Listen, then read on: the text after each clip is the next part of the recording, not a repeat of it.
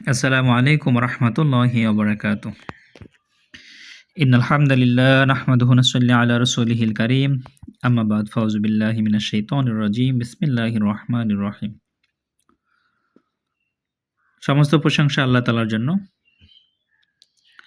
আল্লাহ তাআলার একটি গুণবাচক নাম ইয়া সালাম, যার অর্থ হচ্ছে শান্তি। হে শান্তিদাতা।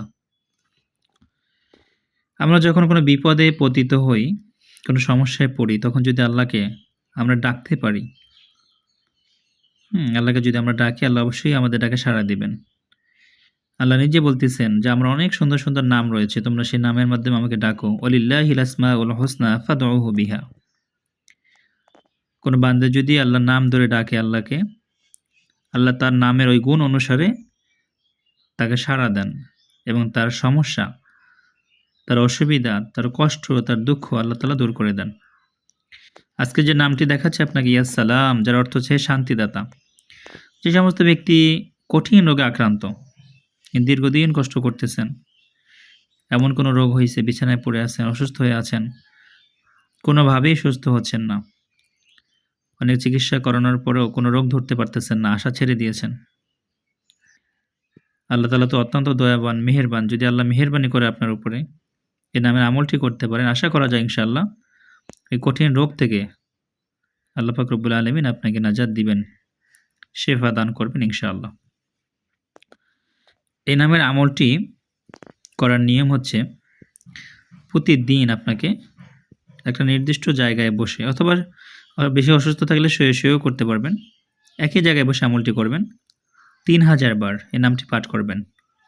আমলের শুরুতে এবং শেষে কয়েকবার দুরূদ শরীফ পাঠ করে নেবেন, কারণ দুরূদ শরীফ পাঠ করলে আল্লাহর রহমত বর্ষিত হয়, যে কোনো দোয়া অতি দ্রুত কবুল হয়। এজন্য ৩০০০ বার ইয়া সালাম নামটি পাঠ করার আগে কয়েকবার দুরূদ শরীফ পাঠ করে নেবেন। তারপরে আল্লাহর গুণবাচক নামটি খুব ধ্যান খেয়ালের সহিত ইয়া সালাম এভাবে ডাকবেন যে আল্লাহকে আপনি ডাকতেছেন, আল্লাহ আপনার অন্তরকে প্রশস্ত করিয়ে দিবেন, অন্তরে শান্তি দান করবেন, আপনার রোগকে আল্লাহ শেফা দান করবেন, রোগকে দূর করে দিবেন। এরকম মনে কল্পনা নিয়ে আল্লাহকে ডাকবেন যে আল্লাহ আপনার ডাক শুনতেছে, আপনি আল্লাহকে ডাকতেছেন। আপনার শরীরে রোগ হয়েছে, অসুস্থ হয়ে আছেন, আল্লাহকে ডাকতেছেন যেন আল্লাহ আপনাকে সুস্থ করে দেয়। এরকম খুব ধ্যান খেয়াল একাগ্রচিত্তে ডাকবেন, ইয়া সালাম, ইয়া সালাম, ইয়া সালাম। এভাবে ৩০০০ বার পাঠ করবেন নামটি। এই আমলটি পরপর ৩ দিন করবেন। ৭ দিন করতে পারলে বেশি ভালো হবে। ৭ দিন না পারলে কমপক্ষে ৩ দিন আমলটি করবেন এবং আল্লাহর কাছে আমল শেষে দোয়া করবেন, কান্নাকাটি করে, আল্লাহ তোমার নামের উসিলা করে আমাকে এই রোগ থেকে তুমি মুক্তি দান করো, শেফা দান করো। আল্লাহ তাআলার পক্ষ থেকে আপনার জন্য সাহায্য চলে আসবে। যে কোনো ওয়েতে, যে কোনো উপায়ে আল্লাহ আপনাকে অবশ্যই সুস্থ করে দেবেন ইনশাআল্লাহ। আল্লাহ আমাদেরকে ঈমান আমল নিয়ে চলার তৌফিক দান করুক, বেশি বেশি ইবাদত করার তৌফিক দান করুক। আমরা যেন সকল কাজে, সকল সমস্যায় আল্লাহকে ডাকতে পারি, তার সাহায্য আমরা কামনা করি।